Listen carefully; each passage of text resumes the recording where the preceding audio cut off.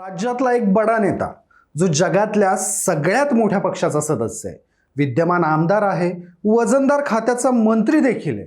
पण या सोबतच या नेत्याची आणखीन एक ओळख आहे, ती म्हणजे पंगे घेणारा नेता. हा नेता ज्या प्रकरणात लक्ष घालतो त्या प्रकरणात वाद होणार नाहीत ही शक्यताच नसते. ज्या ज्या प्रकरणांमध्ये या नेत्यानं स्वतःहून लक्ष घातलंय किंवा स्वतः उतरलाय ती प्रकरणं राज्यभर गाजलेत. म्हणून मानखटावमधून असणारा हा नेता आता सोलापूरचा पालकमंत्री आहे. आपसुकच मानखटाव नंतर सातारा जिल्हा परिषद जिंकल्यानंतर यांचा मोर्चा आता सोलापूरकडे वळाला. तुम्ही बरोबर ओळखलत, मी बोलतोय ते जयकुमार गोरे यांच्याबद्दल. जयकुमार गोरे यांनी साताऱ्यात शिंदे सेनेसोबत झालेल्या राड्यानंतर आता सोलापुरात माजी मुख्यमंत्र्यांची कन्या आणि विद्यमान खासदार असणाऱ्या प्रणिती शिंदे यांच्यासोबत पंगा घेतलाय. नक्की काय झालंय, या दोघांच्या मध्ये का वाद आहे आणि या वादामध्ये पाकिस्तान कुठून आला हे जाणून घेणार आहोत पुढच्या काही मिनिटांमध्ये. नमस्कार, मी शशिकांत आणि तुम्ही पाहताय कट टू कट. खरं तर सोलापूर हा एकेकाळी काँग्रेस किंवा त्यातही सुशीलकुमार शिंदे यांचा बालेकिल्ला. आणि गंमत म्हणजे आज भाजपसाठी जीवाचं रान करणारे जयकुमार गोरे हे देखील एकेकाळी काँग्रेसमध्ये होते. आता वळूयात मुख्य मुद्द्याकडे.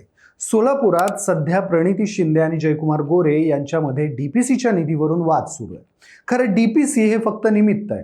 प्रणिती शिंदे आणि जयकुमार गोरे हे सध्या एकमेकांना डिवचण्याची एकही संधी सोडत नाहीयेत. कारण एकेकाळी काँग्रेसी राहिलेले जयकुमार गोरे यांनी आता सोलापूरच्या काँग्रेस आणि शिंदेच्या गडाला फक्त भगदाडच पाडलेलं नाही, तर हळूहळू सुरुंग लावून हा सगळा गडच नष्ट केलाय आणि त्यावर भाजपचं संस्थान उभं केलंय. या दोघांच्यात वाद खऱ्या अर्थानं पेटला तो म्हणजे सोलापूर महानगरपालिकेच्या निकालानंतर. सोलापूर महानगरपालिकेत काँग्रेसचा दारुण पराभव झाला. त्यावेळी खासदार प्रणिती शिंदे यांनी काँग्रेसच्या कार्यकर्त्यांचं मनोबल वाढावं म्हणून एक पत्र प्रसिद्ध केलं. ज्या पत्राच्या शेवटी आपल्या कार्यकर्त्यांना हिम्मत देताना त्या म्हणाल्या होत्या, झुकना हमारी फितरत नहीं, 2 कदम पीछे हटे है मगर सिर्फ अगली छलांग लगाने के लिए. यावर बोलताना जयकुमार गोरे घसरले आणि ते म्हणाले, पीछे नहीं हटे, 50 कदम नीचे गिरे है फिर भी टांग ऊपर है. अशा शेलक्या भाषेत जयकुमार गोरे यांनी प्रणिती शिंदे यांना टोला मारला होता. त्यावेळी प्रतिक्रिया विचारल्यावर प्रणिती शिंदे यांनी म्हटलं होतं, जयकुमार गोरे हे मूळचे काँग्रेसी आहेत, म्हणूनच त्यांनी काँग्रेसच्या कार्यकर्त्यांसाठी असलेलं माझं पत्र वाचलं असावं. ते भाजपच्या अमिषाला बळी पडून त्या पक्षात गेलेत. सोलापूर हे सुसंस्कृत शहर आहे. बाहेरच्या लोकांनी इथं येऊन इथली पातळी कमी करू नये. काही लोकांच्या डोक्यात सत्ता गेली. त्यावर प्रतिक्रिया देताना जयकुमार गोरे म्हणाले, मी काँग्रेसचा होतो हे सांगण्यासाठी प्रणिती शिंदेच्या सर्टिफिकेटची आवश्यकता नाही. प्रणिती ताईंनी सुशीलकुमार शिंदे साहेबांनी मोठी केलेली काँग्रेस संपवण्याचं काम केलं. आयुष्यभर कष्ट करून ज्या कार्यकर्त्यांना शिंदे साहेबांनी सोबत घेतलं त्या कार्यकर्त्यांचंच वाटोळं प्रणिती शिंदेंनी केलं. ज्यावेळी काँग्रेसच्या कार्यकर्त्यांना त्यांची गरज होती तेव्हा त्या त्यांना वाऱ्यावर सोडून गेल्या. त्यामुळे 2 नगरसेवक आल्यावर देखील त्यांना समाधान वाटतंय. 87 नगरसेवक आलेल्या भाजपवर त्या टीका करतायत. मी बोललो तर त्यांना लागायचं काही कारण नाही.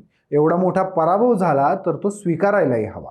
प्रणिती शिंदे आणि जयकुमार गोरे यांच्यातील वादाला धार तर तेव्हा चढली जेव्हा सोलापूर जिल्हा परिषदेमध्ये देखील गोरेंनी भाजपची सत्ता आणली.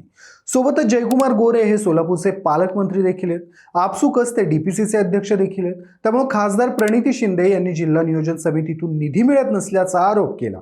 त्या इतक्यावरच थांबल्या नाहीत, तर त्यांनी जर निधी वाटप व्यवस्थित झालं नाही तर आंदोलन करण्याचा इशारा देखील दिला.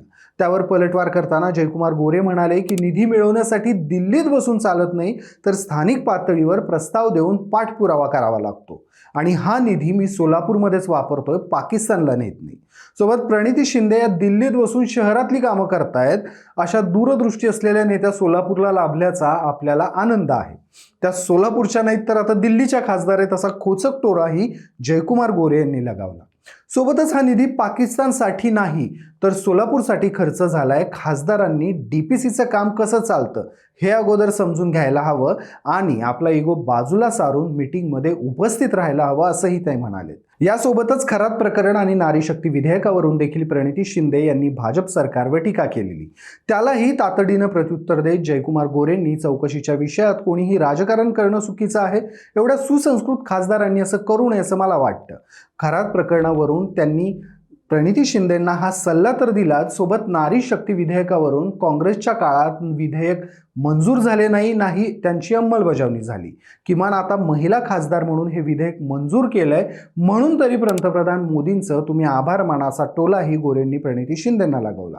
सोबतच देशात लोकशाही आहे म्हणूनच तुम्ही पंतप्रधानांना खालच्या भाषेत बोलू शकता, मात्र तुम्ही सत्तेत असले की लोकशाही आणि तुम्ही विरोधात गेले की लोकशाहीची हत्या, असं प्रणिती शिंदेंना वाटतंय, असंही जयकुमार गोरे म्हणाले.